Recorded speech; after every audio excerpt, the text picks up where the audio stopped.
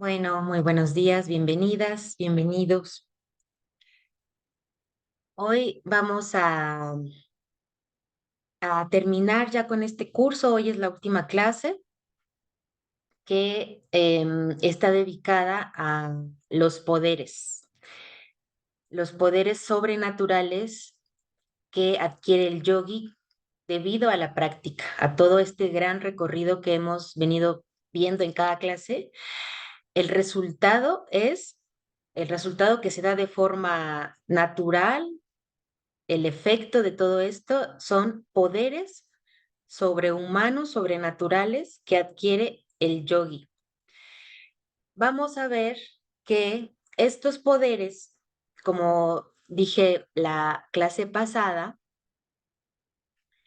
em, en realidad, más que ser un atributo valioso, es una especie de trampa que pone la vida, que ponen los dioses, dice por ahí Patanjali, y lo vamos a ver en un momento, para distraer al yogi de este camino. Es una especie de prueba última que tiene ya de por sí, pasó muchísimas pruebas muy duras, ¿no? Todo este entrenamiento yógico y cuando justo está eh, recibiendo el fruto de todas esas austeridades, disciplina, entrenamiento mental, físico, todo lo que ya logró el yogi hasta este punto, eh, se da entonces como consecuencia que empieza a tener poderes. Y esto representa esto que digo, una especie de tentación o trampa, un obstáculo que va a representar en realidad un obstáculo, porque muchos de estos yogis, a pesar de haber ya recorrido todo ese gran camino de las 8 ramas, que como vimos fue sumamente complejo y llevó muchísimo esfuerzo, cuando está ya ascendiendo en esta cima, el yogi, empiezan a llegarle tentaciones. Y esas tentaciones ya dependerá del yogi si se deja llevar por ellas o si continúa en su camino hasta alcanzar pues ya ese último momento de ser un iluminado, de ser un hombre o mujer liberado. Bueno, en estos contextos las mujeres no figuraban, ¿no? Como yogis en esta época, sino mucho más adelante con el Tantra. Pero bueno, ese es otro tema. Entonces, vamos a ver que estos poderes, pues son en realidad algo muy deseable para cualquier persona. Los enumeré, ahora les voy a presentar en la pantalla, enumeré todos los poderes de los que habla Patanjali y en realidad, bueno, vemos que Patanjali sí le dedica mucho tiempo, varios aforismos a este tema. Entonces, si en el Yoga Sutra se encuentra este tema muy remarcado, pues significa que era algo importante, ¿no? No es simplemente que lo mencione por ahí en 1 o 2 aforismos, sino que lo menciona en 39 aforismos. Entonces sí, Patanjali le dedica mucho espacio del Yoga Sutra a este tema, además de que el tercer libro se llama así, el libro de los poderes. Vimos durante la clase, ahora vamos a hacer un breve repaso para llegar a este lugar de los poderes, ¿no? Vimos la clase pasada que los últimos 3 estados o 3 ramas del Ashtanga Yoga, que fue Pratyahara, Dharana, no, perdón, Dharana, Dhyana y Samadhi, los últimos 3 que implicaban ya la concentración absoluta interna, donde el yogi ya había rechazado del mundo exterior y se había ido completamente hacia su mente. Ya era un trabajo completamente mental, dharana, la concentración, dhyana, la meditación, donde ya el yogi está completamente concentrado de manera ininterrumpida en su propio funcionamiento, la mente viendo su propio funcionamiento. Y entonces cuando ocurría eso de forma ininterrumpida, que es dhyana, la meditación, entonces ocurre samadhi. ¿no? Que Samadhi, Pujol lo traduce como contemplación, aunque tiene muchas otras traducciones, pero lo traduce como contemplación por ser esta palabra algo así como el estado más elevado del intelecto. Esta palabra contemplación no es única, no es exclusiva de, pues, del Yoga Sutra, sino que es una palabra que se usa constantemente en la filosofía, en la religión, en la mística, como uno de los estados más elevados o el más elevado al que puede acceder un ser humano, ¿no? Pensando en que cuando la mente está contemplativa, entonces, ¿qué está contemplando la mente? Pues solamente las ideas más elevadas, ¿no? Está contemplando la máxima bondad o la perfección o lo sagrado, o sea, lo que se contempla es algo necesariamente elevado, ¿no? No contemplamos cualquier cosa. Cuando la mente llega a ese estado, es porque está ya ocurriendo algo máximo, es como la máxima experiencia que puede tener el ser humano es la contemplación, ¿no? Por eso en mística, en diferentes místicos de muchas áreas pues, y épocas del mundo, diferentes tradiciones, la contemplación es estar en contacto directo con lo divino, con lo sagrado. Y en Patanjali esto también es así. Samadhi es ese punto en el que el yogi, ya después de todo este gran recorrido que vimos desde llamas hasta Samadhi, el yogi se ha purificado a tal grado que entonces puede acceder a eso que muy pocos seres humanos han logrado en la historia de la humanidad, que es tener contacto directo con lo sagrado, con lo divino, con tener lograr alcanzar esa unidad que entendemos nosotros que vivimos en este mundo solamente en teoría, ¿no? Sabemos lo que es unidad, sabemos lo que es no unidad o dualidad. Es decir, sabemos que nosotros estamos viviendo de forma dual porque somos un yo, soy un individuo y ustedes son otros, ¿no? Eso tan simple e inmediato que tenemos aquí presente es una comprensión del mundo dual, ¿no? Yo, otros. Yo soy un individuo, cada quien es un individuo distinto, no somos una masa unitaria, ¿no?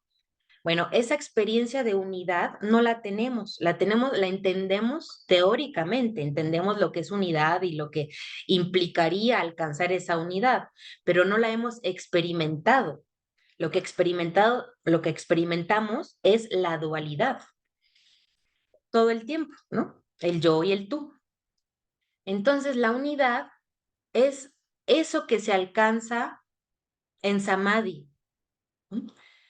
Y por eso es una experiencia contemplativa, porque lo que está contemplando la mente en Samadhi es a Purusha, ¿no? A ese Purusha que es el espíritu absoluto, a ese Purusha que estaba incrustado en la mente, atorado ahí, ¿se acuerdan? Envuelto, apachurrado entre toda la serie de pensamientos, recuerdos, anhelos, deseos, rencores, etcétera, etcétera. Ahí estaba el Purusha atrapado en su propia, pues en su propia, ¿cómo decirlo? O sea, el propio Purusha fue al teatro a ver una obra, ¿no?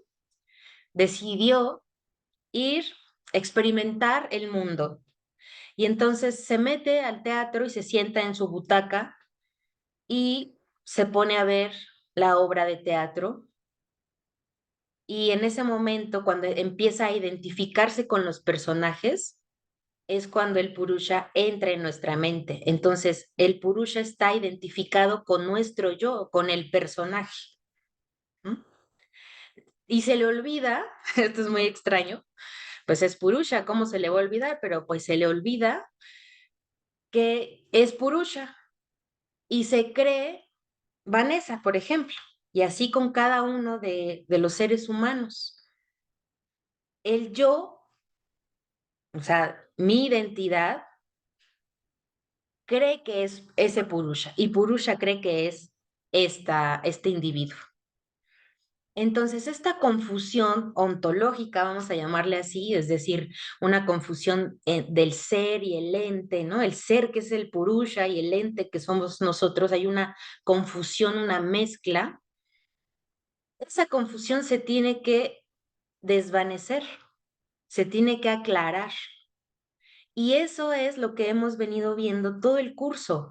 De eso trata yoga. Yoga es la detención de los procesos mentales. Queremos detener la mente a voluntad para que esa confusión se disipe, ¿m?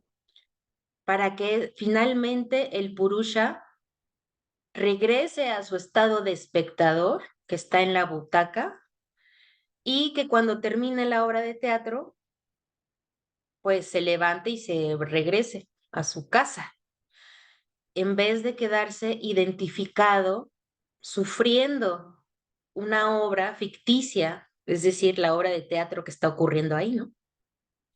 Esta metáfora del teatro y el espectador, los personajes, se describe como bueno, un teatro, pero como una obra de danza, ¿no?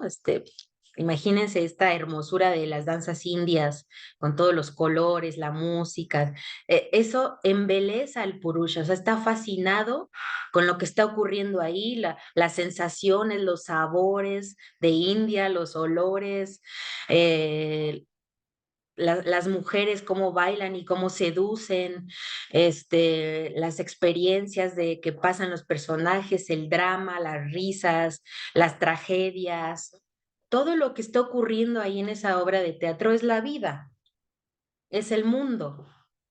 Y entonces Purusha pues está entretenido porque antes de entrar al teatro, pues estaba ahí en su abstracción de ser espíritu absoluto, nada más. Y cuando decide entrar en la vida de cada uno de los seres humanos, pues se pierde en este mundo. Entonces, vimos, o sea, lo que quiere decir Patanjali con todo esto es que en todo, que para nosotros, que la vida es esta obra de teatro, a ver, no, otra vez. Para nosotros, cada individuo que somos, nuestra vida nos parece real, ¿no? Es como, claro, esta es mi vida y esto me está pasando. Lo que quiere decir Patanjali es, no, esto que te está pasando es la obra de teatro. Puedes regresar al espectador y regresar a tu casa. Desidentifícate de lo que te está pasando, porque en realidad no tienes esa, o sea, le está pasando al yo, ¿ja? Todo lo que nos pasa le está pasando a nuestro yo, pero resulta que el yo no es una esencia, no somos ese yo esencialmente. El yo es solamente un instrumento de la mente y además uno menor, ni siquiera es uno gran importante, o sea, más importante es el intelecto. El yo es un instrumento, pero que se apoderó, el yo se apodera. Hay toda una filosofía del yo en Patanjali, muy interesante y muy profunda, porque en realidad lo que nos quiere decir es eso, nos quiere decir, toda la vida nos hemos identificado con un personaje que es el yo, pero pero cuando la obra de teatro se acaba y se cierra el telón, pues los personajes se quitan la máscara, se desmaquillan, se quitan el vestuario y vuelven a ser ellos. Esa metáfora de quitarse la máscara, el vestuario, etcétera, es quitarse el yo. Y quitarse el yo, pues es muy difícil. Es tan difícil que es todo esto que tiene que hacer el yogi para alcanzar esa unidad, porque el yo y la unidad son incompatibles completamente. para decirlo de otra forma, mientras el yo esté creyendo que es el ser, o sea, que es la esencia de nuestro ser, siempre va a haber dualidad, yo, los otros. Cuando el yogi logra diluir el yo con todo este arduo camino del yoga, entonces ya solo queda Purusha, que es lo que en realidad somos. Lo que nos quiere decir Patanjali es, y toda la y muchos, bueno, la mayoría en general de la filosofía india lo que nos quieren decir es eso. Somos en realidad espíritu, pero estamos encarnados en este momento, en este tiempo y espacio precisos. Por eso tenemos una historia, porque nacimos en esta época y no en otra, ¿no? Y como nacimos en esta época, en esta familia, en este país, etcétera, en esta clase social, en esta familia, en esta religión, tenemos una historia de un individuo, por eso somos un individuo. Toda esa identidad, el yo se la apropia y dice, claro, yo soy esto, yo soy esta persona con esta historia, con esta familia, con etcétera, etcétera. Y por eso dice Patanjali, cuando vimos los kleshas, ¿se acuerdan que el yo es un obstáculo, no es un klesha? Pero vimos que Patanjali, pues muy sabio, aunque sabe que es un obstáculo, sabe también que es necesario para vivir, que no podríamos vivir en un mundo sin esa identidad, sin ese yo, porque entonces estaríamos todo el tiempo en una especie de, pues de un sueño de unidad. Y lo que pasa es que cuando estamos viviendo como un individuo, necesariamente estamos usando a ese yo como una herramienta, usándolo. Sería la forma correcta de entender al yo. Lo usamos como cuando necesitamos un martillo, lo usamos. No somos el martillo, ¿no? Pues el yo es tan fuerte que se nos confunde y en vez de usarlo como herramienta, pensamos que somos eso. Y se nos olvida que somos algo más elevado que el yo, que somos espíritu. Y ese olvido pues es completamente normal porque estamos en un cuerpo y ese cuerpo es único. Por eso se nos confunde la identidad. Bueno, todo esto que como pueden ver es complejo, ¿no? Pues estamos hablando de una metafísica, ¿no? La metafísica de Patanjali es esto. Eh, Se va resolviendo con el paso del Yoga Sutra, diciendo, bueno, ya vimos que el Purusha está mezclado con su personaje, con millones de personajes, miles de millones de personajes, y que en cada uno está gozando y sufriendo, está viviendo todas las experiencias humanas que hay. Y entonces hay que detener la mente, ese es el método del yoga, hay que detener la mente para que el purusha logre escapar de esa, dice por ahí Puyol en un comentario, que es en realidad una paradoja, ¿no? Dice, el purusha tiene que liberarse gracias a la detención de la mente de algo a lo que nunca estuvo atado, ¿no? Es una paradoja, ¿no? Porque entonces podríamos preguntar, pero todo este camino tan arduo que hace el yogi para liberar al purusha, o sea, lo estoy haciendo yo, una simple mortal, para liberar al purusha, o sea, yo atrapé al purusha, ¿cómo hice algo así, no? Entonces, por eso dice Puyol, es que es una paradoja. El purusha en realidad nunca está atrapado. El purusha puede en cualquier momento regresar a su estado absoluto, pues porque es purusha, ¿no? Porque se le da la gana y hace lo que quiere, ¿no? No podemos nosotros controlar al purusha. Más bien es que el purusha está embelesado en las experiencias y lo que hay que hacer es más bien como sacudirlo y decirle, no, estas experiencias son temporales, ¿no? no es tu esencia. Tu esencia es ser una unidad, con todos somos una unidad. Entonces, por eso vemos también toda la influencia del budismo en Patanjali. ¿Cuál es uno de los fundamentos del budismo? Que todo cambia, que todo está cambiando constantemente, que no hay nada permanente. Y entonces, como todo está cambiando, pues nos dice, la, todo cambia y nuestra vida va a acabar. Por eso nos genera sufrimiento. La enfermedad, porque cambiamos, ¿no? De salud a enfermedad, es un cambio. Cambiamos de la juventud a la vejez, también eso nos hace sufrir, es un cambio. Cambiamos de la vida a la muerte, pues eso nos hace sufrir porque es un cambio. Entonces el budismo dice, es que todo en la vida es cambiante, todo absolutamente, no hay nada que no cambie. No hay algo esencial, dice el budismo. Esencial sería algo que no cambia, ¿no? Algo eterno. Para el budismo no hay nada eterno, todo cambia. Y entonces la aceptación o la disminución del sufrimiento para el budismo es la aceptación de ese cambio constante, ¿no? O sea, ¿cómo se sufre menos?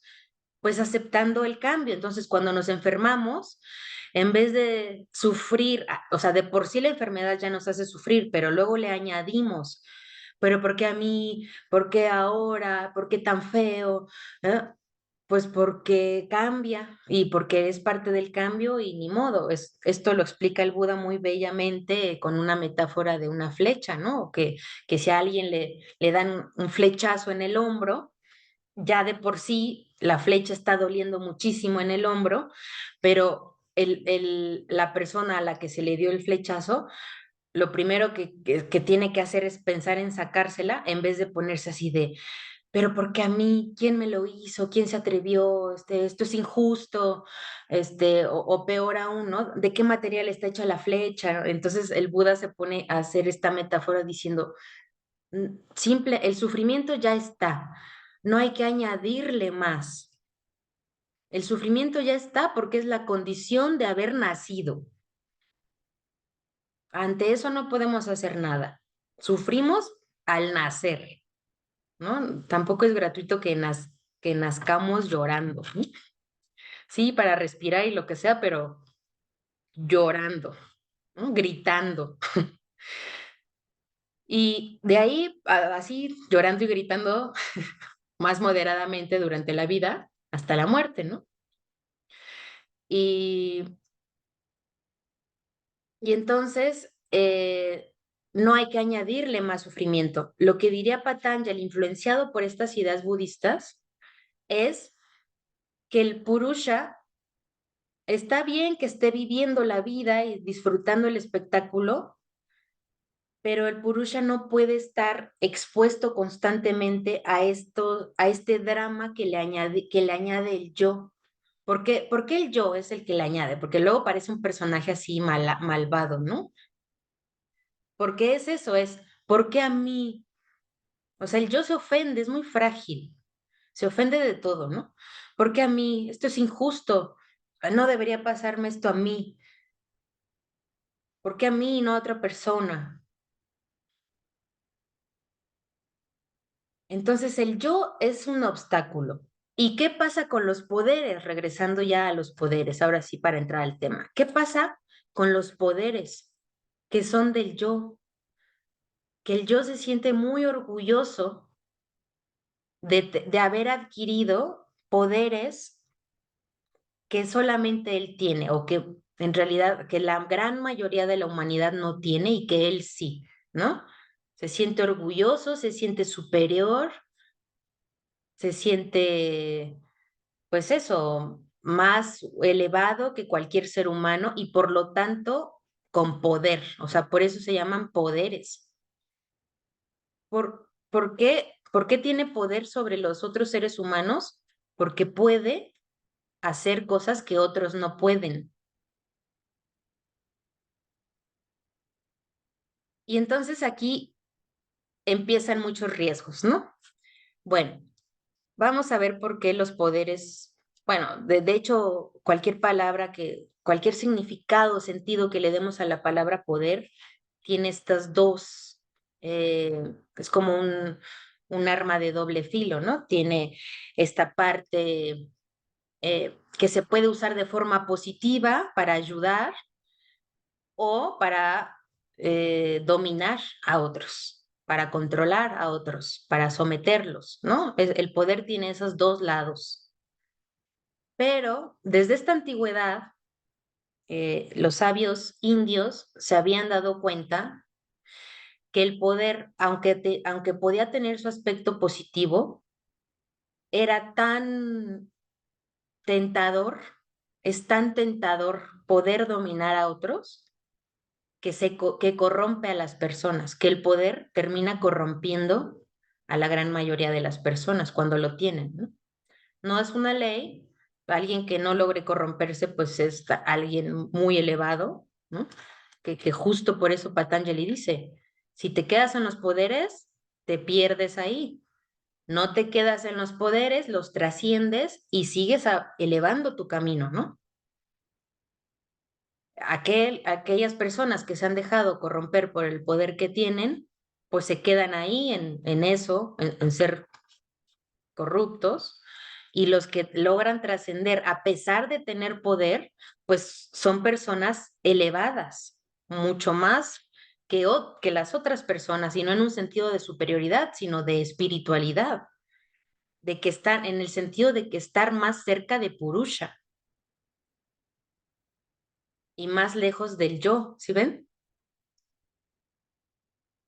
O sea, en realidad la meta es eso, acercarse más al Purusha, alejarse más del yo,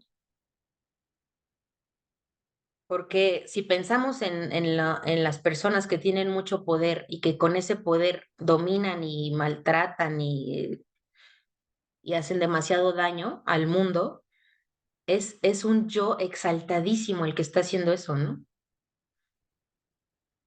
O sea, esa persona que tiene poder está completamente alejada del purusha y completamente imbuida en en el yo puedo hacer esto y soy superior que todos, ¿no?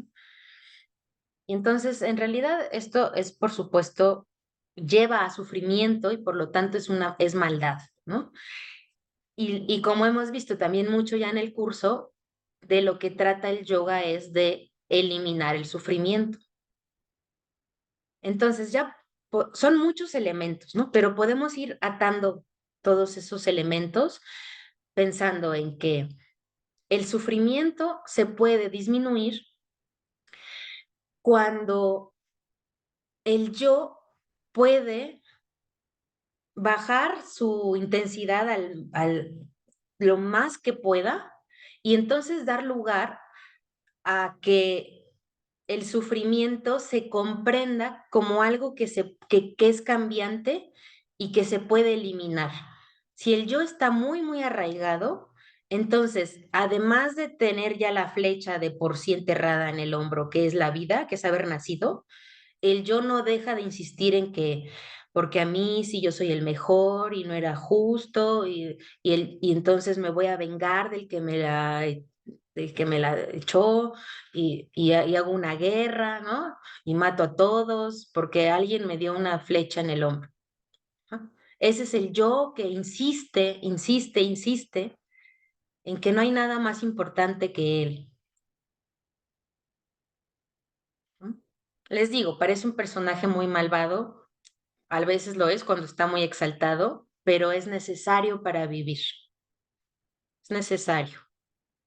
El trabajo de la meditación y del yoga es bajarle muchísima intensidad a nuestro propio yo para ser mejores personas. Es así de simple. Bueno, simple y a la vez no, ¿no? Es bajarle al yo, bajarle a esa ofensiva que tiene, ¿no? Esa ofensiva que puede ir desde algo mínimo hasta una guerra, ¿no? Bueno, voy a compartirles pantalla.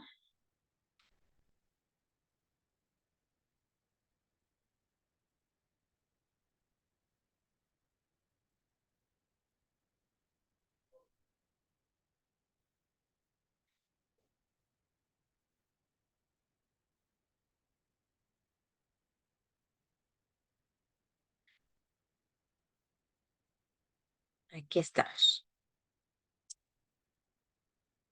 Bueno, les voy a leer esta pequeña párrafo que escribí. Em, Patanjali le dedica el tema de los poderes sobrenaturales 39 sutras. Y dice en el sutra 3.37 que aunque son un logro desde el punto de vista de la vida mundana, en realidad son un obstáculo, una distracción que mantendría al yogi atado a los beneficios que obtiene en este mundo debido a sus poderes, pero que precisamente por eso no puede liberarse.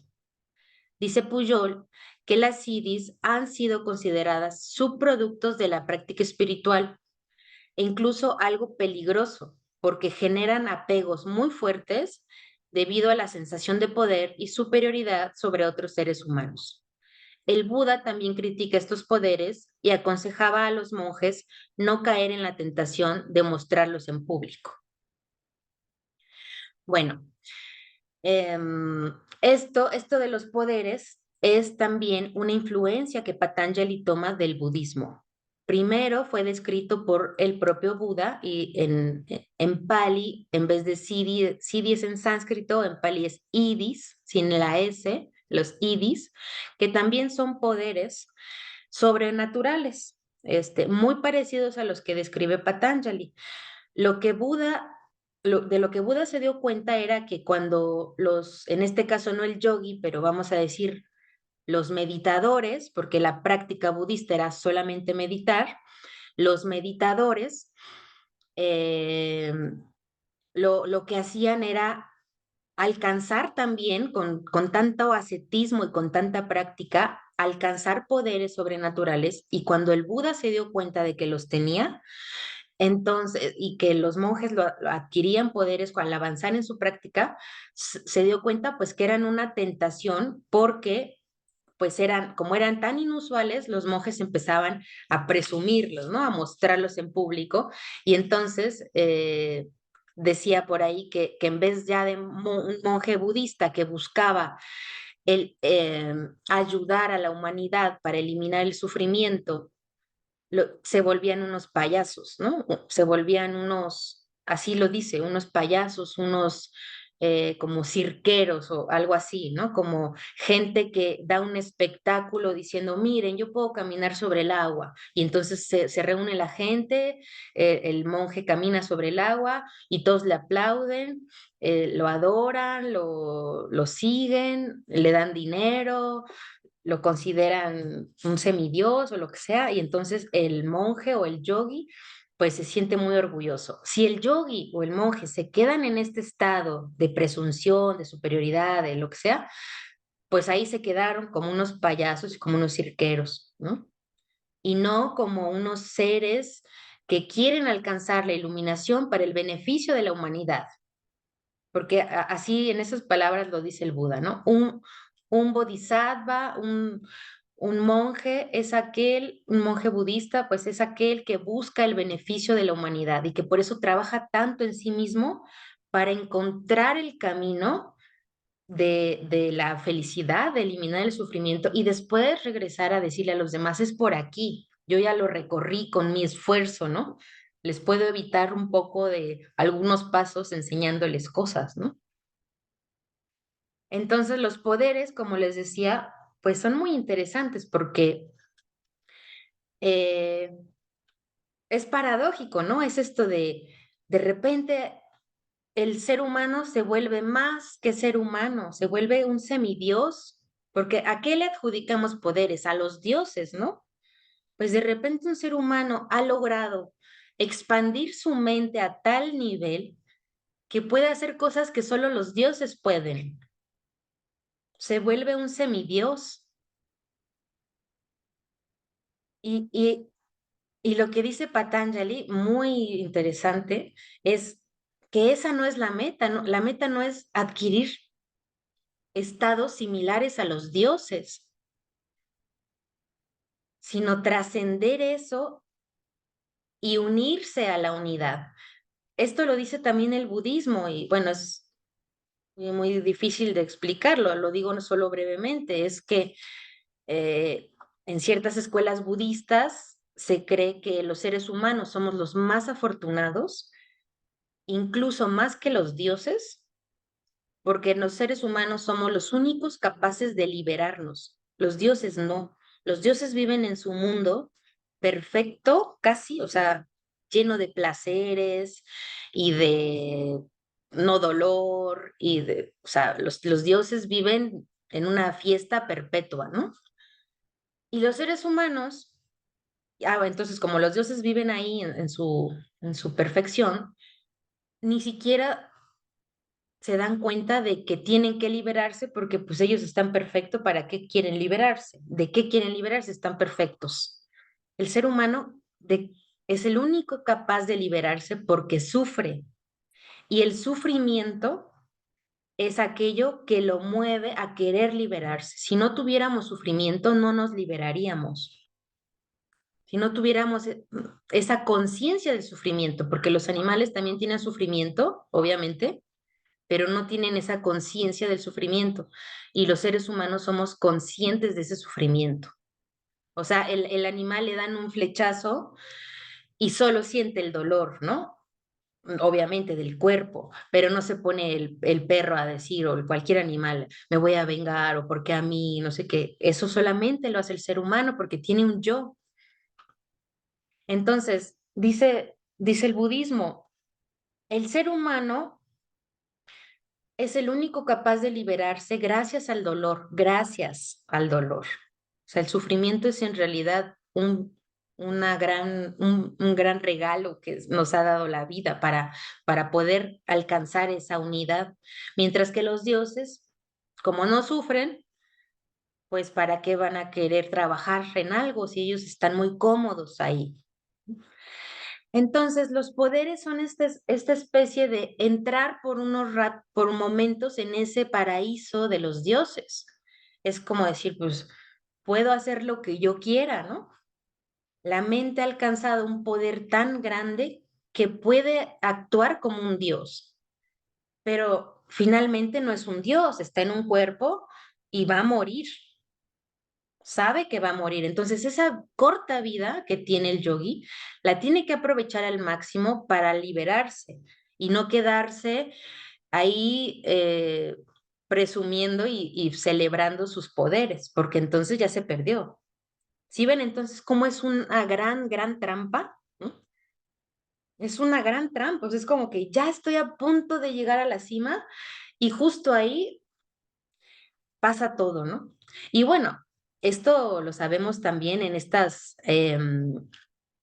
relatos de cuando el Buda estaba a punto de liberarse, ¿no? En su meditación, que también se le aparecen los demonios, se le aparecen mujeres seduciéndolo, se le aparecen comidas, elixires, bebidas, todos los placeres, ¿no? Y el Buda, sabiendo que esto que imagínense, el Buda después de un ascetismo así súper extremo de no comer, de no hacer nada más que meditar, se le presenta todo esto, pues sabe que son tentaciones de los demonios para quitarlo de su camino, ¿no? Obviamente son metáforas de la propia mente, son obstáculos de la propia mente, no es que realmente un demonio haya llegado y le haya presentado ahí a las mujeres, sino que son obstáculos mentales. Y los poderes, pues son muy interesantes, que falta mucho por estudiarlos, pero son poderes mentales, pero que se manifiestan físicamente. Vamos a ver los poderes. Bueno, muy brevemente, los aspectos positivos de los poderes es que fortalecen la fe en la práctica de yoga porque son muestra de su efectividad, ¿no? O sea, ya vimos que tienen muchas cosas negativas los poderes, y un aspecto positivo es que muestran, que al mostrar que, pues, que funciona el yoga, entonces se tiene más fe en el yoga, ¿no? Ese sería el aspecto positivo de los poderes. Bueno, miren, enumeré, ya no sé cuántos son, ahorita los contamos. Em, Estos están en el libro 3 y aquí le puse punto, y después los sutras o aforismos en los que está cada uno. Entonces, el primer poder que se describe está en el aforismo 3.18 y así sucesivamente, ¿no? Entonces, el primer poder que se describe en el 3.18 es entender la lengua o el lenguaje de los animales. Vamos así para que no se adelante, que está padre ir viendo cada uno. En el 19, el conocimiento de vidas anteriores. El 20, el conocimiento de las mentes ajenas.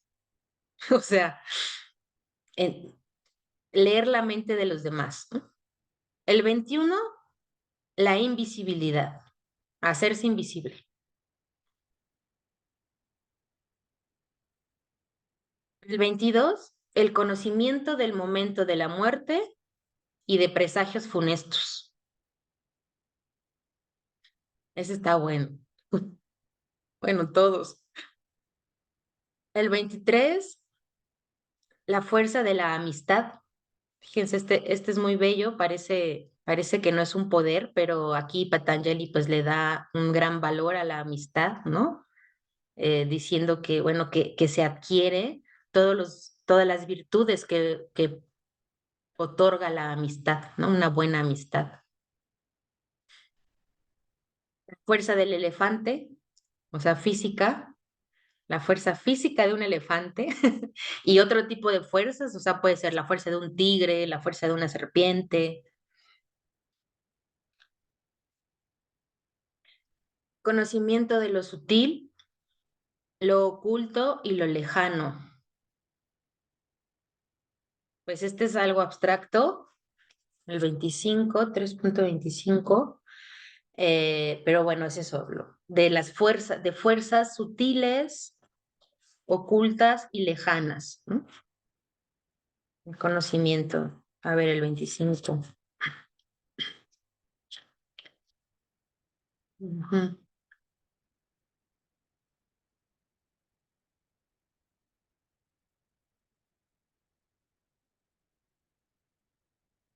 Bueno. Luego, en el 26 se obtiene el dominio del Sol y el conocimiento de los planetas.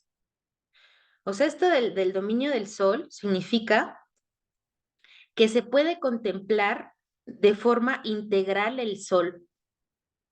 O sea, se puede ver el Sol como si lo estuviéramos viendo, o sea, y aparte en épocas de Patanjali, ¿no? Como si lo estuviéramos viendo en un documental de ciencia, ¿no?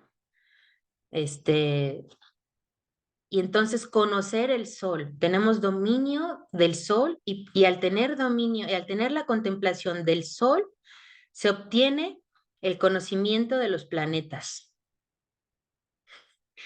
Luego también está el conocimiento el dominio de la luna.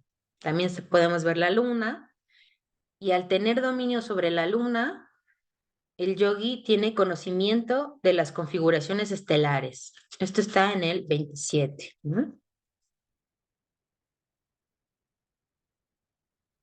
Luego, este ya tiene que ver con el cuerpo. Fíjense, se va del cosmos. Ah, pero falta la estrella polar. El sol, la luna. En el 28 es el dominio de la estrella polar. Y entonces conocemos el movimiento estelar. El dominio del ombligo. Y eso da el conocimiento de la estructura corporal. El dominio del ombligo, ¿qué significa? El chakra del ombligo. Tener no dominio sobre el ombligo físico, sino el ombligo como una forma de hablar del centro del cuerpo. El ombligo es el centro del cuerpo humano y al entender al tener dominio sobre ese centro, entonces tenemos el conocimiento de toda la estructura del cuerpo, o sea, conocemos todo el cuerpo de forma interna, ¿no? Dice aquí Puyol en los comentarios que al tener bueno, refiriéndose a un comentario que hace Vyasa, dice, Vyasa afirma que meditando en el chakra del ombligo obtenemos el conocimiento del cuerpo, es decir, que conocemos el comportamiento de los tres humores corporales, flema, kapha, bilis, pita y aire, vata. ¿Mm? Y también vemos el cuerpo como un agregado de 7 elementos que del más exterior al más interior son piel, sangre, carne, tendones, huesos, la médula y el semen. Bueno, está hablando un hombre solo del cuerpo del hombre, ¿no? Pero entonces, al meditar en el chakra del ombligo, se tiene un conocimiento, pues ahora podemos decir, anatómico del cuerpo, ¿no? En esta época, pues no existía algo así como una ciencia anatómica, pero ahora ya podemos decir que de lo que está hablando aquí Vyasa es de que se tenía un conocimiento anatómico y, también sutil en el sentido em, de los tres, ¿cómo se llaman estos? Capa, bata, Doshas. gracias, los tres doshas, ¿no? Entonces, se tiene conocimiento de los doshas, que son estructuras del cuerpo, y de los órganos, de la sangre, de la piel, de los huesos, la médula, ¿no? Bueno, en el 30, eliminación del hambre y la sed. 31, inmovilidad. O sea, la capacidad de estar completamente inmóvil, sin hambre, ni sed, ni nada, en el otro, ¿no? 32, la visión de los seres realizados. O sea, que se pueden presentar ante mí todas las personas que se han iluminado.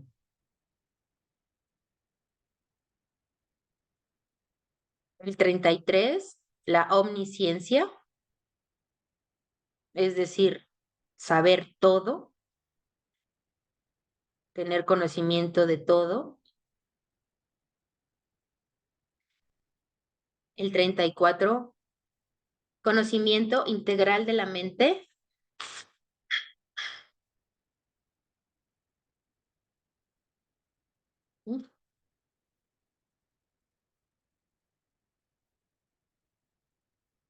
En este me voy a detener un poquito en el 34, el conocimiento integral de la mente. Bueno, obviamente ya sabemos que la mente es un punto esencial en el Yoga Sutra, ¿no? Entonces es importante este poder.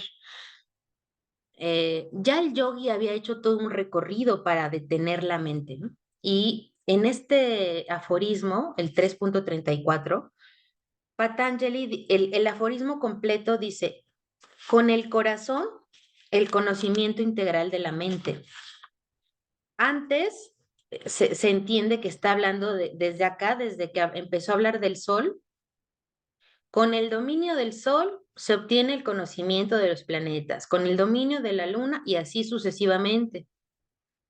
Aquí se salta esto y acá regresa en el 34 a decir, con el dominio de se obtiene esto otro. Y entonces aquí el aforismo completo es, con el dominio del corazón se obtiene el conocimiento integral de la mente. Y entonces, ¿qué significa el dominio del corazón? Ya vimos antes que el dominio del chakra del ombligo, ya el yogi dominó el sol, la luna, las estrellas. Y ahora el corazón.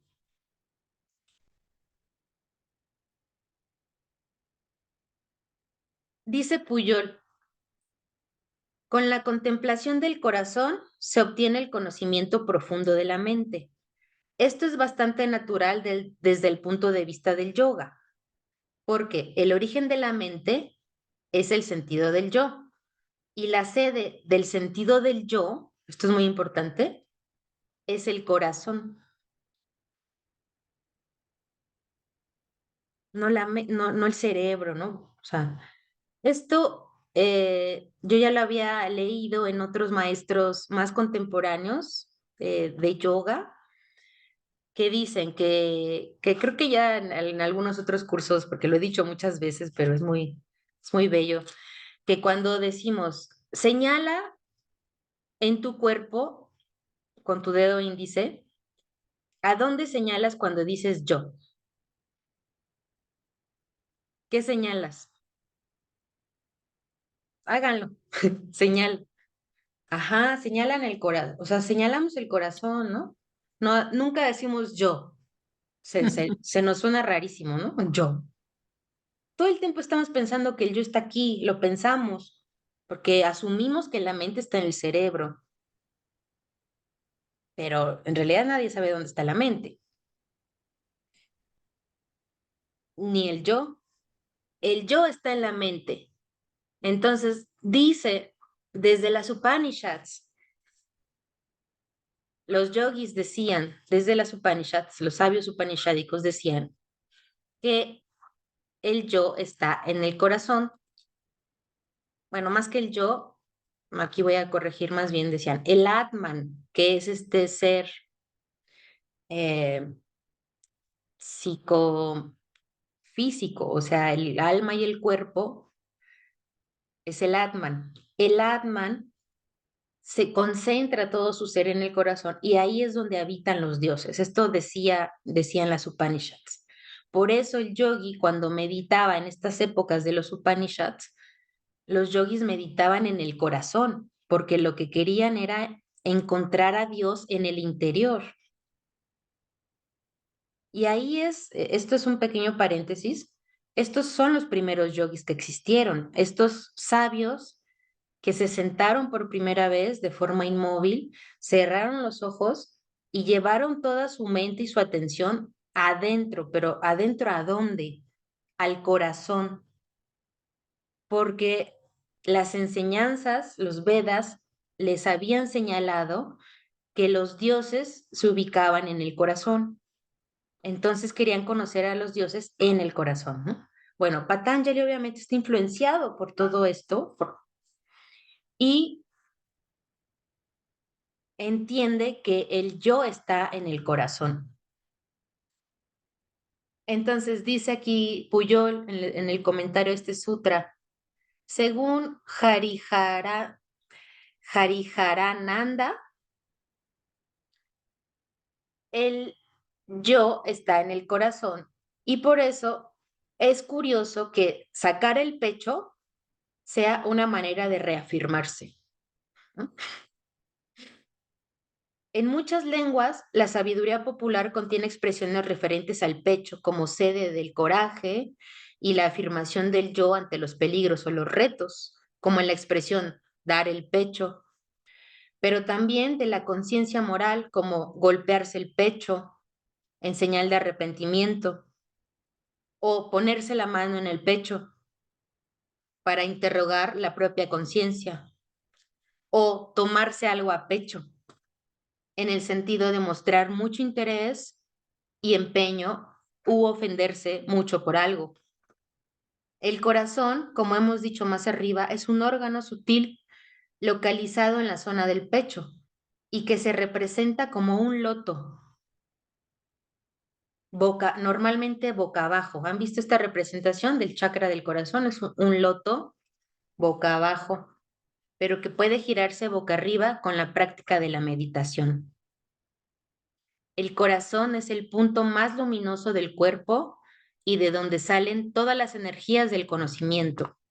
No deja de sorprender desde una visión científica que el centro intelectivo del cuerpo no esté situado en el cerebro, sino en el pecho. Si bien esto es común en otras muchas formas de pensamiento tradicional, el corazón como sede de las emociones, pero también de una sabiduría trascendental más allá del razonamiento mecánico y frío de la mente. Bueno, entonces al conocer el corazón profundamente, nuestro corazón, conocemos nuestra mente porque conocemos nuestro yo, ¿no? Cuando queremos tomar una decisión, es, ¿qué dice nuestro corazón, no? Es decir, ¿qué dice mi yo? ¿Qué dice mi ser? Aquí un poco confundido, pero. Luego, el conocimiento de la conciencia se obtiene también.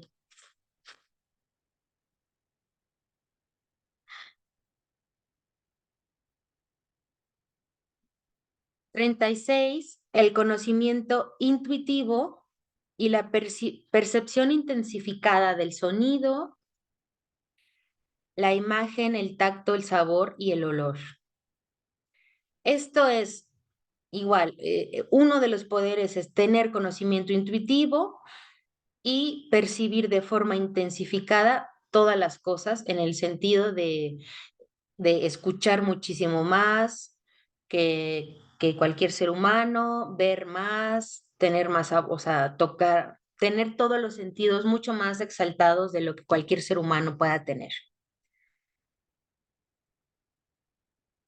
Después se detiene un poco en este aforismo que ya mencioné arriba y después sigue con más poderes. Se detiene aquí Patanjali y dice, estos poderes son obstáculo para la contemplación, pero son poderes en el estado emergente de la mente.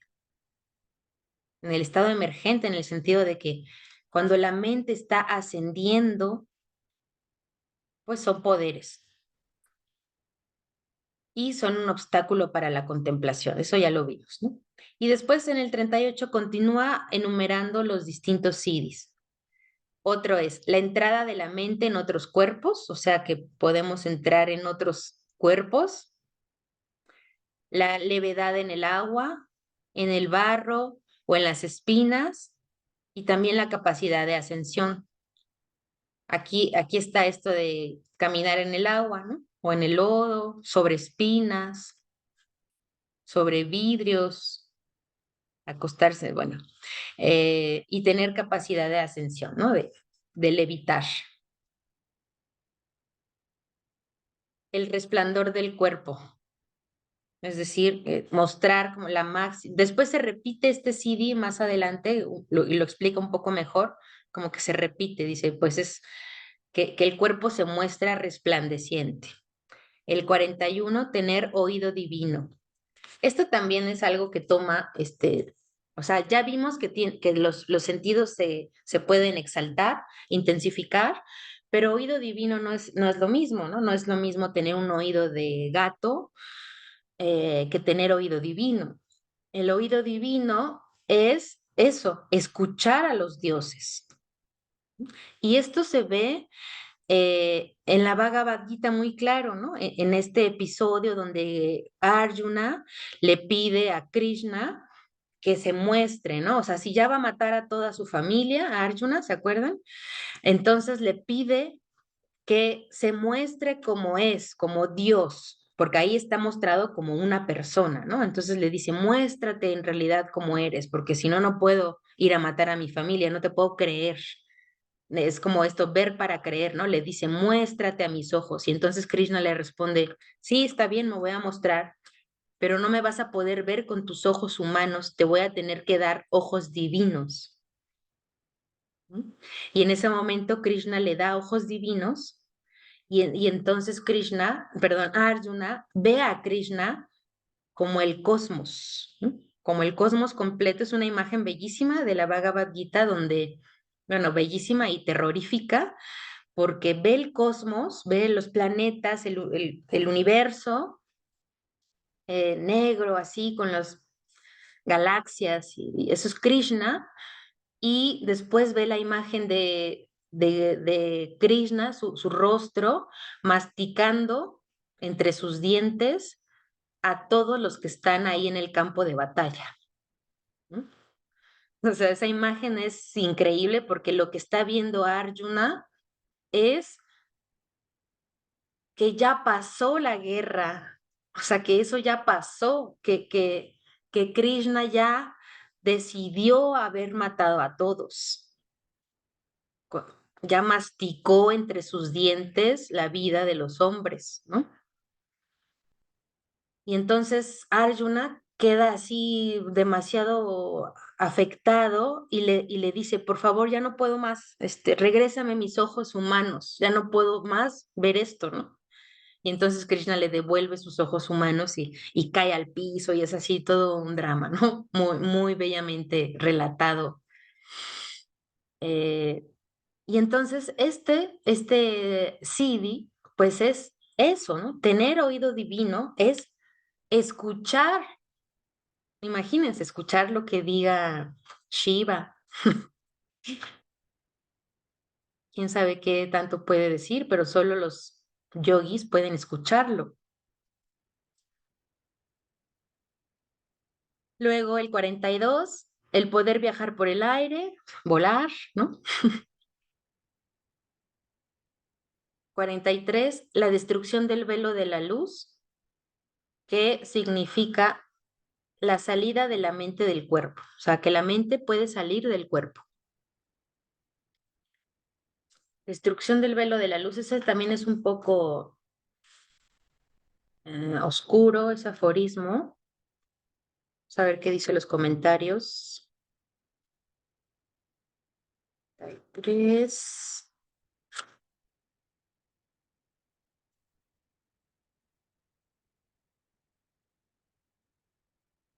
Dice Vyasa, la mente puede salir del cuerpo de dos formas diferentes, de una forma directa o de una forma indirecta, mediatizada por los sentidos.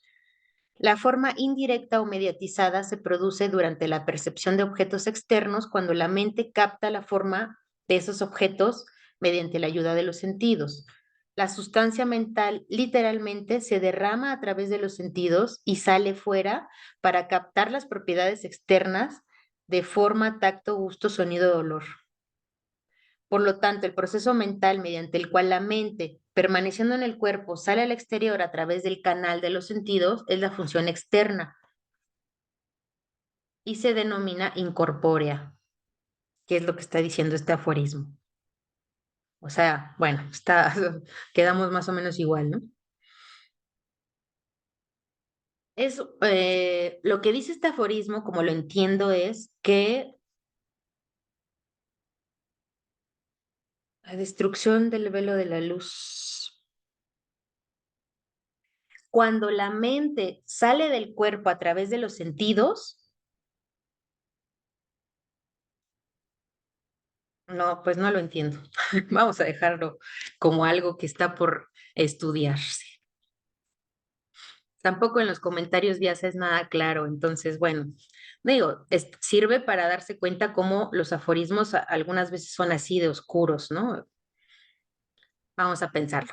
Luego, el 44. Vane, Sí, podríamos como tratar de ver con el anterior que dice resplandor del cuerpo. el resplandor del cuerpo. O Sí, sea, ¿a qué se refiere? Ajá, ¿a qué se el refiere, no? resplandor, Porque como que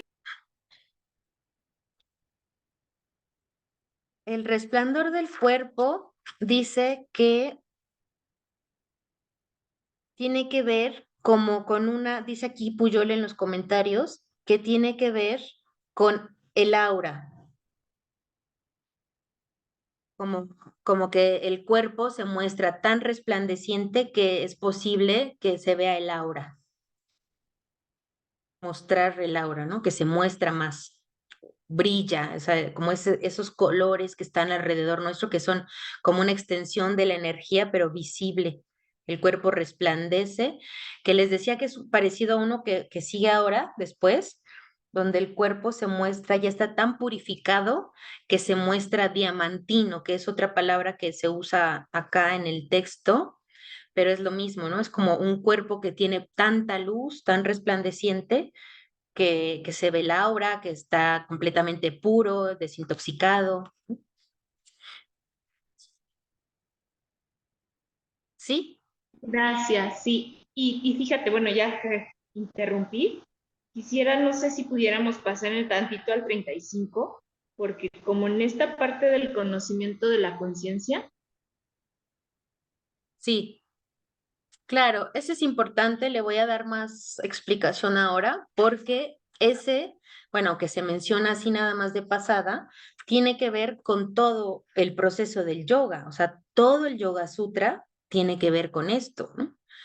¿Qué sería el conocimiento de la conciencia? El conocimiento de todo esto que implica el texto, que es conocer que el Purusha está atrapado en la mente, que el Purusha es un espectador, porque conciencia aquí en este contexto puede ser sinónimo del Purusha, ¿no?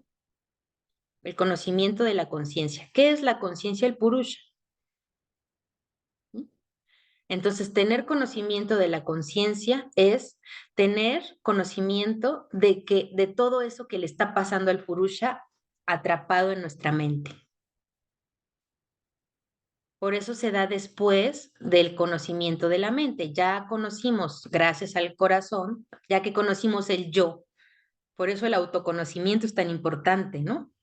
Conocernos a nosotros mismos nos va a dar el conocimiento de la mente. Y el conocimiento de la mente, ¿qué nos va a revelar? El conocimiento de la conciencia.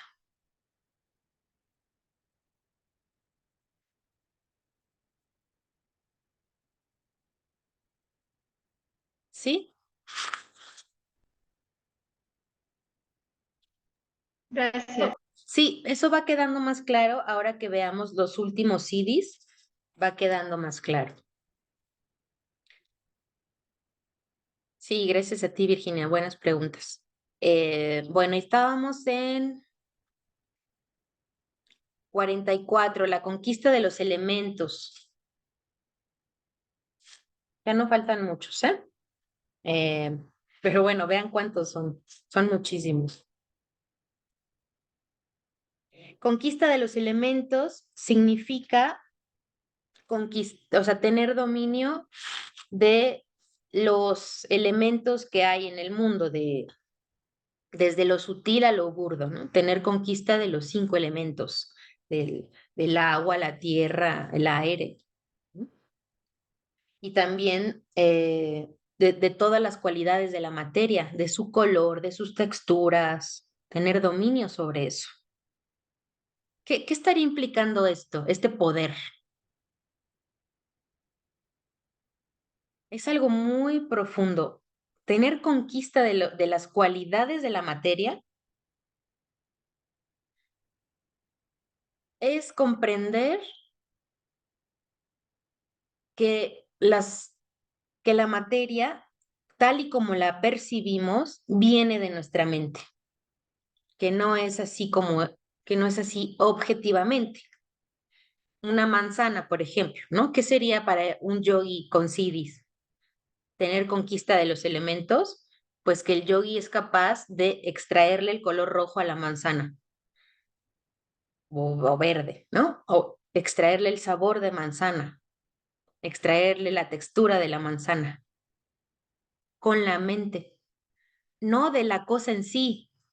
La manzana ahí está y alimenta, es una cosa real, pero la forma en la que nosotros percibimos la manzana es esa. Tiene sabor de manzana, tiene color de manzana, tiene forma de manzana para nuestra mente. Y el yogi es capaz de dominar esos elementos de la materia, lo cual estaría implicando, digo, esto obviamente es algo muy complejo, es todo un viaje, es comprender que la materia estaría determinada por las ideas de la mente. O de otra forma decir, al poder extraer el sabor de la manzana, ¿qué me estaría revelando ese acto? Pues que la manzana está en mi mente, el sabor, no la manzana, el sabor de la manzana, ¿no? O sea, otra forma de decirlo es que la manzana en sí misma, pues tiene un sabor, pero no sabemos cuál es en sí mismo. No sé si esto queda claro. En sí mismo no sabemos. A un perro le sabe mucho más rica una manzana, bueno, no una manzana, vamos a pensar, a un perro no. Este, un trozo de jamón le sabe mejor a un perro que a nosotros, porque su sentido del gusto es mucho más elevado que el nuestro. Pero ¿cómo sabe entonces el jamón en sí mismo? ¿Quién sabe cómo sabe el jamón? Nadie. ¿Sí ven? Lo único de lo que podemos dar cuenta es de nuestra experiencia. Y nuestra experiencia no es igual a la cosa en sí misma. Entonces, si yo puedo extraer el sabor de la manzana, pues me doy cuenta de eso, de que las cosas no son en sí mismas, sino que están en mi mente. Y entonces tengo control de las cosas del mundo que están, porque puedo ver ese control en mí, puedo darme cuenta de esa capacidad. Obviamente esto es un CD, ¿no? No es que lo podamos hacer nosotros, es un CD. Bueno, Sería algo así Oye, como perdón, pero entonces, estamos proyectándonos en lo que observamos. ¿cómo proyectándonos? Sí, o sea, como nosotros decimos esto sabe a tal cosa y pues en automático decimos si nos agrada o no. O sea, estamos como hablando de nuestra propia experiencia o de nuestra percepción, no del objeto en sí mismo, ¿no? O de la cosa. Claro, es buen punto. O sea, sí, esto lo podemos pasar también a las relaciones y a cualquier cosa, ¿no? O sea, las relaciones humanas, en el sentido de que mi percepción de las cosas no es la única que hay. Esa es mi experiencia de las cosas. No porque yo considere que algo es de una forma, es así para todos, ¿no? A mí me sabe la manzana a manzana y cómo sé que a ustedes les sabe exactamente igual que a mí. ¿A qué sabe la manzana? O sea, es que de verdad no sabemos,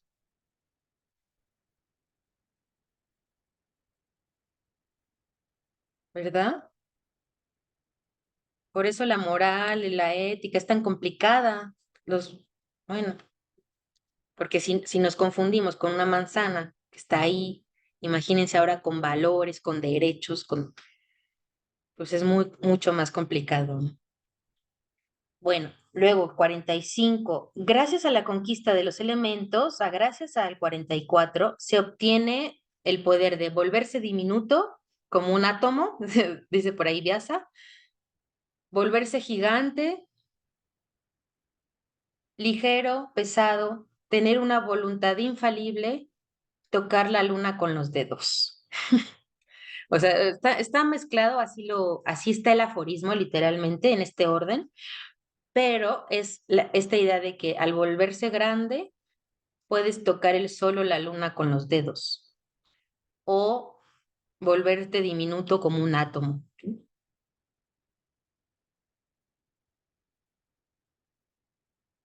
Luego el 46, la perfección del cuerpo, este es el que les decía. Constitución diamantina, belleza, fuerza, gracia. Uno de los CDs, tal vez este sea uno de los más fáciles de obtener o más evidentes, o sea, comparado con todos los demás, ¿no? Que es que el cuerpo se muestre tan sano, tal vez que se muestra bello, fuerte y con gracia. Y esto le da una constitución diamantina, así como, casi como de un ángel, ¿no? Así, esa perfección del cuerpo se manifiesta como un siri. La conquista de los sentidos, bueno, aquí esto también bastante parecido a Pratyahara, ¿se acuerdan, no? Este dominio de los sentidos es un siri. 48, velocidad de la mente, estado extrasensorial, conquista de la materia prima. El cuerpo puede desplazarse a la velocidad de la mente. Eso significa, ¿no? O sea, que el cuerpo puede actuar a la misma velocidad de la que la mente lo piensa, que es la máxima velocidad que puede alcanzar el cuerpo, a la velocidad de la mente. Entonces, es como esta idea de que si yo con la mente corro de aquí a Estados Unidos en un minuto, el cuerpo puede, ¿no? Ese es otro CD. Por eso así, Superman, ¿no? Flash, todos Todos esos son ideas tomadas de este Siddhi.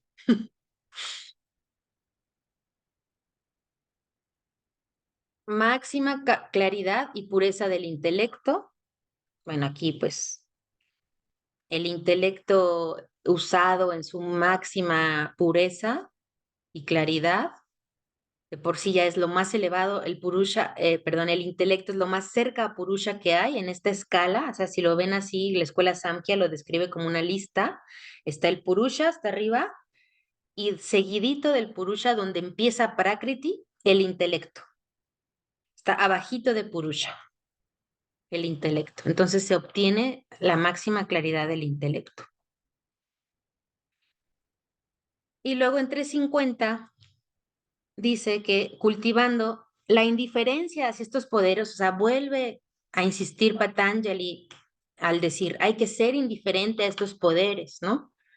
Se destruye la semilla de la imperfección, se produce el aislamiento.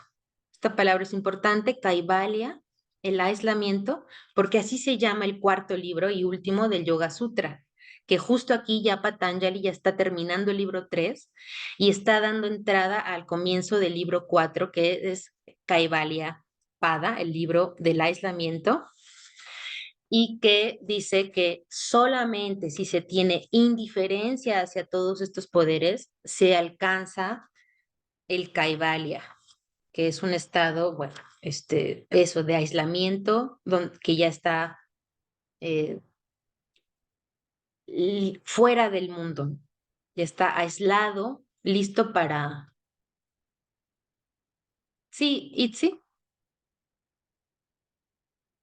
Sí, te quería preguntar, Vane, se supone entonces que los yogis experimentan todos estos poderes necesariamente para al final decidir abandonarlos para continuar el camino, o desde un principio saben que no van a caer en ninguna tentación de ejercerlos, porque tienen ya la posibilidad de ejercer 49 poderes, ultrapoderes sobrehumanos. Eh, pero mi duda era esa, ¿los viven, los experimentan en su totalidad? ¿Dice algo Patanjali de eso? No dice algo de esto, es buen cuestionamiento. Más bien, los yogis están alertados de que en su camino ascendente van a empezar a surgir poderes de forma natural en ellos. No saben cuáles. A lo mejor todos, a lo mejor solo uno, no se sabe, ¿no? Eso no se explica, pero así es como más o menos se interpreta que el yogi puede adquirir uno u otro o todos en el camino. Y están advertidos, como el Buda les decía, ¿no? A los monjes, no vayan a usar sus poderes, ¿no? No vayan a usar sus poderes. O bueno, usen, o bueno, no es que no usarlos, es no presumirlos, no quedarse con ellos, no sentirse superior, ¿no? Y entonces dice Patanjali, ser indiferente, entender que son un obstáculo. Entonces, había yogis, ha de haber muchos casos, bueno, no tantos, en donde yogis que han alcanzado estos poderes se han quedado en ellos y hasta ahí su camino. Y otros yogis que sabiendo que son obstáculos, o sea, todos saben que son un obstáculo, pero hay unos que dicen, no me importa que sean un obstáculo, yo los quiero ejercer. Y se quedan como reyes del mundo, ¿no? Como el tuerto que es rey en tierra de ciegos. Exactamente eso sería un yogi con siddhis, ¿no? Se queda pues siendo el rey de los ciegos, ¿no? El tuerto, en vez de haber visto todo, ¿no? Y yogis que deciden, que experimentan los poderes y que deciden renunciar a ellos, esos son los que realmente alcanzan la cima. Ujú. Vale. Y luego en el 51 dice, ante la invitación de los dioses, este es muy bello, no cabe ni el afecto ni el orgullo, pues se brinda la oportunidad de una nueva desgracia. Aquí escribo esto, lo voy a leer. a medida que el yogi va ascendiendo, las deidades locales, esto obviamente lo saqué de los comentarios que hay en el texto, las deidades locales tientan al yogi ofreciéndole todo tipo de placeres celestiales, los mismos que describía antes el Buda, ¿no? Mujeres, comidas, bebidas, todos los placeres celestiales. Patanjali insiste en que el yogi no debe aferrarse a estos poderes ni enorgullecerse de ser interpelado por los dioses. Aquí, o sea, no solo está obteniendo poderes el yogi, sino que además los dioses le hablan. O sea, no le hablan a cualquiera. Ya vieron, ¿no? Tiene oído divino. O sea, los dioses no le hablan a cualquiera. Y entonces el yogi pues, se siente, el yogi, el yo del yogi, ¿no? Se siente completamente inflado y enorgullecido de que los dioses le están hablando a él. ¿Mm? Y, y dice Patanjali, esta es la gran trampa. Vyasa, esto está muy bonito también. Vyasa recomienda al yogi que recuerde, para evitar esto, que recuerde todo el trabajo que le ha costado encontrar la luz del yoga, como una pequeña flama en la oscuridad inconmensurable del ciclo de renacimientos y muertes. Esto lo dice Puyol en los comentarios de este sutra, diciendo que Vyasa dice de manera muy poética que para que el yogi no caiga en estas tremendas tentaciones de los poderes, recuerde todo el trabajo que le ha costado llegar hasta ahí, o sea, el Ashtanga Yoga, ¿no? Todo el trabajo que le costó encontrar esa pequeña flama, dice Vyasa, ¿no? En la inconmensurable oscuridad del ciclo de renacimientos y muertes. O sea, en todo ese ciclo inconmensurable de sufrimiento que vive el ser humano como su condición natural, hay una pequeña flamita que es el yoga. Por eso es todo el trabajo que le ha costado encontrar esa lucecita del yoga. El yoga que va a iluminar finalmente esa oscuridad y liberar al yogi de ese ciclo de renacimientos, sufrimiento y muerte. Y que entonces qué absurdo quedarse, ¿no? Ahí embelesado en los placeres mundanos, solo porque se es superior a los otros seres humanos y se tiene poderes, como de superhéroe, o de payaso, o de cirquero, ¿no? Como lo dicen los propios comentaristas de forma despectiva para decir, pues es que todo el camino espiritual para llegar a esta última gran prueba, y yogis que se quedan ahí, ¿no? Y bueno, hasta ahí. Ujú. Pues este fue el libro de los poderes.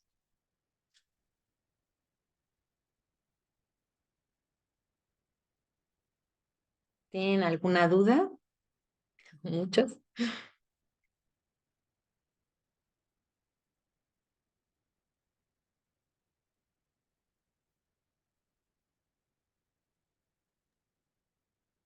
Pues con esto último que nos dices es justo la reiteración del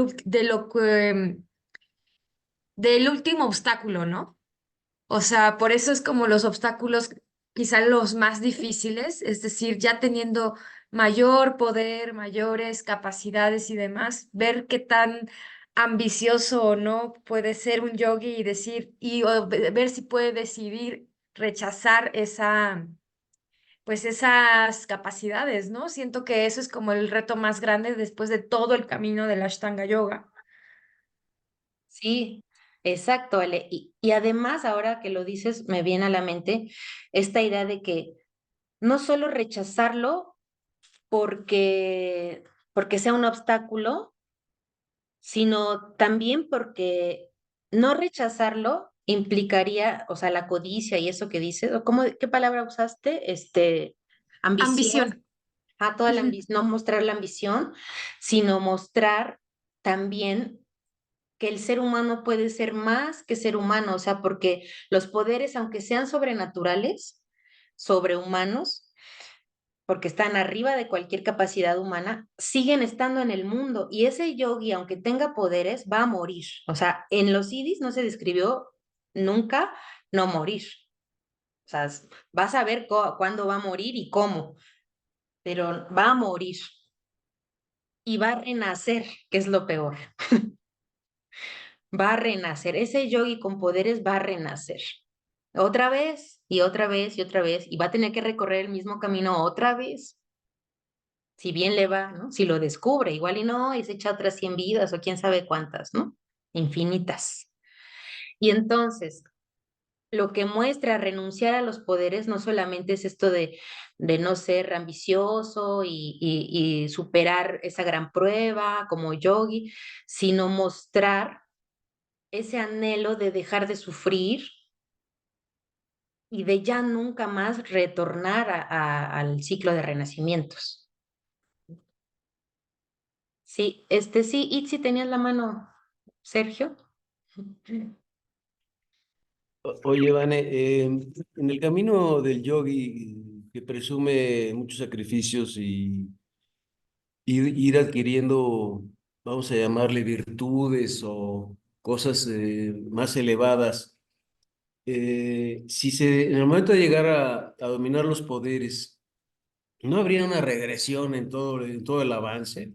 ¿O se pueden quedar ahí y solo con el disfrute del manejo del dominio de los poderes? ¿Qué no tendría que haber una regresión? Porque pues, todo lo avanzado en tanto virtudes y cosas, no solo físicas, sino Sí. espirituales, al llegar a una cosa totalmente ambiciosa, pueril, pues tendría que empezar desde abajo otra vez, ¿o cómo? ¿Qué opinas de eso?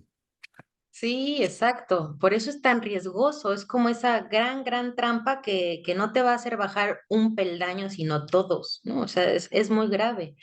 O sea, ya no vas a regresar a ser un yogi elevado, vas a regresar a ser un cirquero. O sea, es como, exacto, como dice Sergio muy bien, es un retroceso no solo en todo lo adquirido mental y físicamente, o sea, es en todo el camino espiritual, porque imaginen un yogi que adquiere siddhis, que camina en el agua y que eso lo usa como un espectáculo para aplausos y dinero y para hacerse famoso, que salga en los periódicos y en las noticias, ¿no? Pues retrocedió en todo, ya no tiene llamas, no tiene ni llamas, ¿no?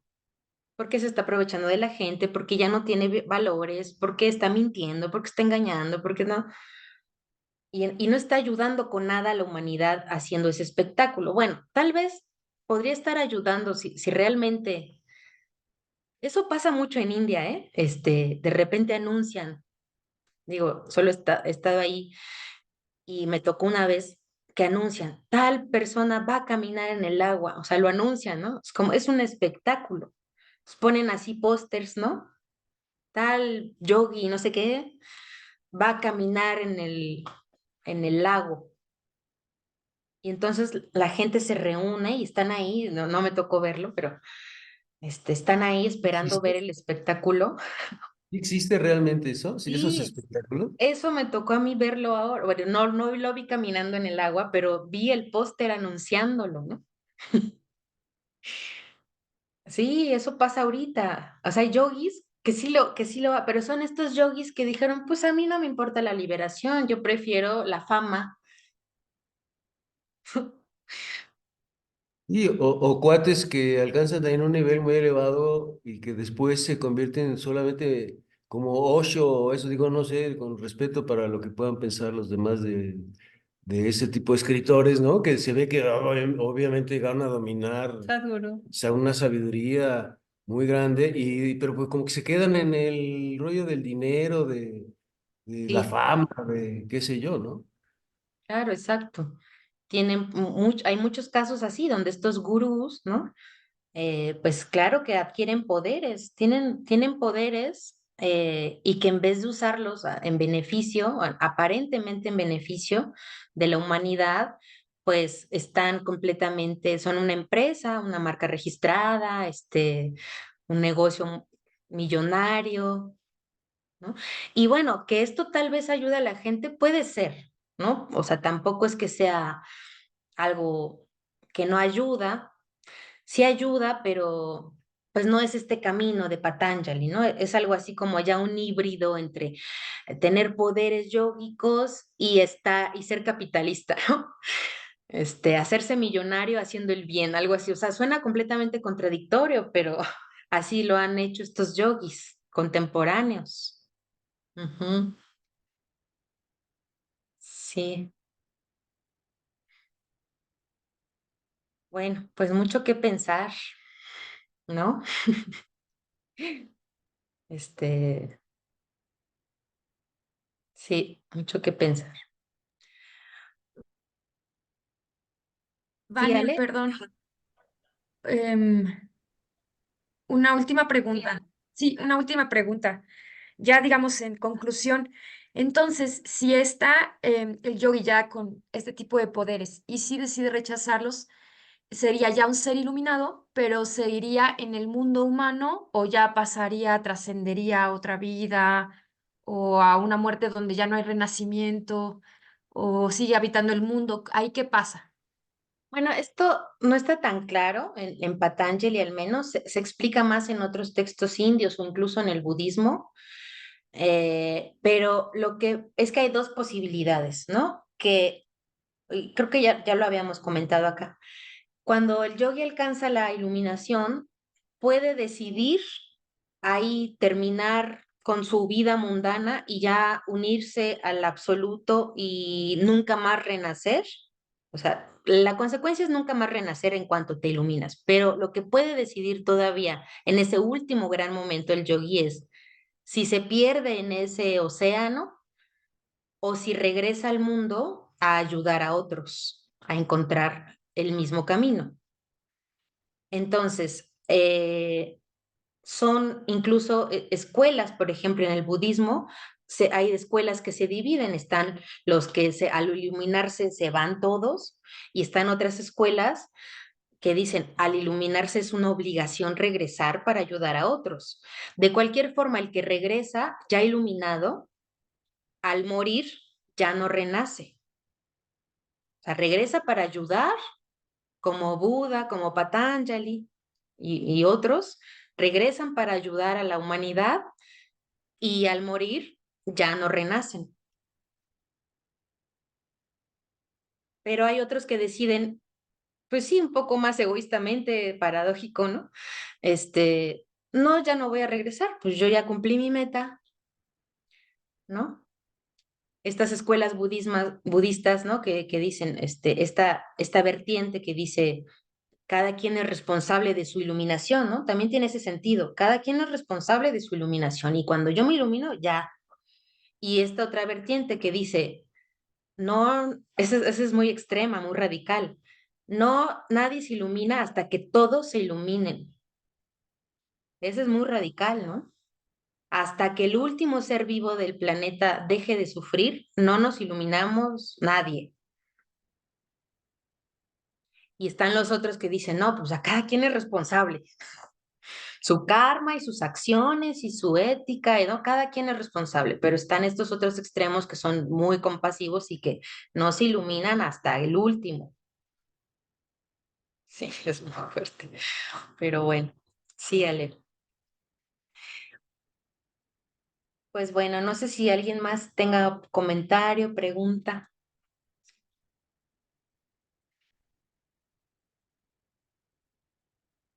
¿no?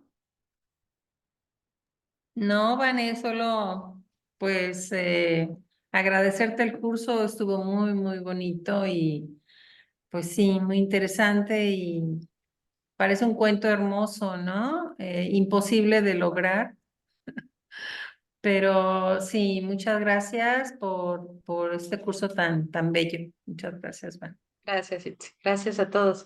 Pues sí, imposible y no, ¿no? O sea, imposible literalmente no. Es posible. Quién sabe cuándo y cuántas vidas lo logremos, pero es posible. Ujú. me hace sentir menos mal que ya estos seres ya tan avanzados pueden perderlo todo también en un momento, ¿no? Entonces eso me hace como irme a cualquier acto simple, ¿no? Como a la cotidianidad en cualquier momento, en cualquier circunstancia en la que estés, estás como en esa disyuntiva, lo visualizo como así, como esas personas que ya prácticamente están tan cerca y eso no significa nada, digámoslo así, ¿no? Entonces, me quedo como con esa parte en este curso, ¿no? Como para aterrizarlo a mi cotidianidad. Sí, Muchas gracias. sí, gracias.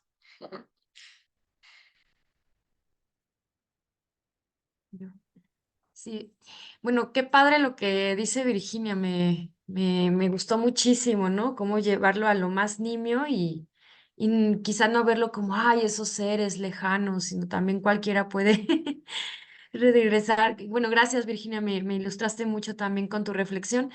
Vane, dos cositas. Uno es, pues faltó, o más bien nos queda como el libro cuarto, si no es que me equivoqué, o sea, ha de ser como, bueno, yo lo he visto muy, muy breve, no le entiendo nada, obviamente. Creo que es todavía más complejo después de todo esto que nos muestras.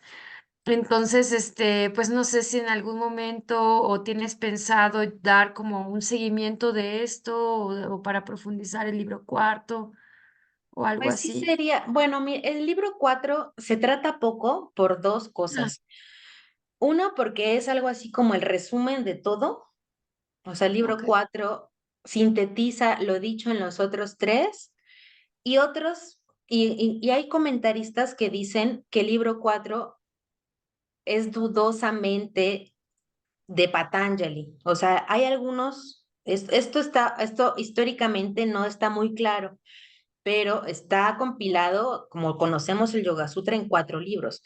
Pero algunos comentaristas que van muy al fondo de estudiar el texto dicen, es que el libro 4 tiene otro estilo, que se escribía en otra época posterior.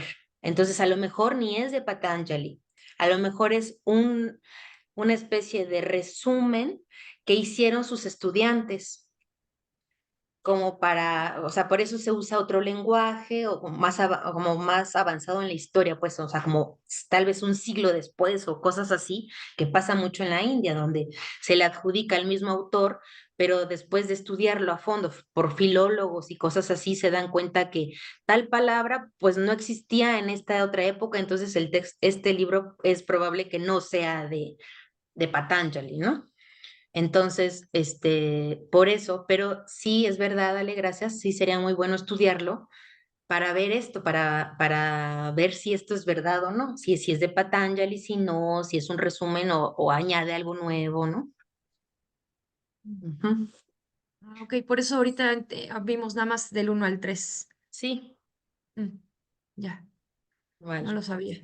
sí, Y ahí luego nos avisas de tu próximo curso, el de Historia de las Posturas, ese, ujú. ¿no? Suena padrísimo también. Sí, gracias, Ale. Les pongo ahí en el grupo la información.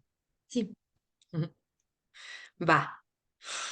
Bueno, Bueno, pues yo, sí, perdón, sí, no sí. sé, como inquietud, propuesta o algo así, no sé si ya lo has hecho, pero no sé, como una persona que me interesa esta línea de pensamiento, no hay, y no es fácil como encontrar una dirección o como saber por dónde o así, ¿no? No sé si tú has hecho algún curso o algo así como de, a ver, estos son como que los libros más importantes y y un tratamiento o una especie como de idea como por dónde empezar o algo así, si eso lo has pensado. Sí, Virginia, gracias. Pues es que esto es difícil, hay pocos textos que lleven así, dependiendo del interés, si quieres así como una historia del yoga, este, pues es que no sé, más bien lo que yo he hecho en todos estos años de investigación es más bien recopilar con una cierta línea histórica, ¿no? O sea, hablar primero de los Vedas y seguirme así históricamente para seguir una historia más o menos lineal del yoga. Y lo he hecho con diferentes textos, fuentes y investigaciones, pero así como que haya un libro que hable exactamente de la historia del yoga, sí, pues hay muchos, pero, o sea, agarran variantes, ¿no? Unos dicen una historia, otros dicen otra, entonces es difícil ponerse de acuerdo. O sea, los textos clave del yoga, pues son algunos clásicos que se pueden rastrear históricamente, ¿no? Algún Veda, algunas Upanishads, la Bhagavad Gita, el Yoga Sutra, el Geramda Samhita, estos ya Hatha yogicos, algún Tantra.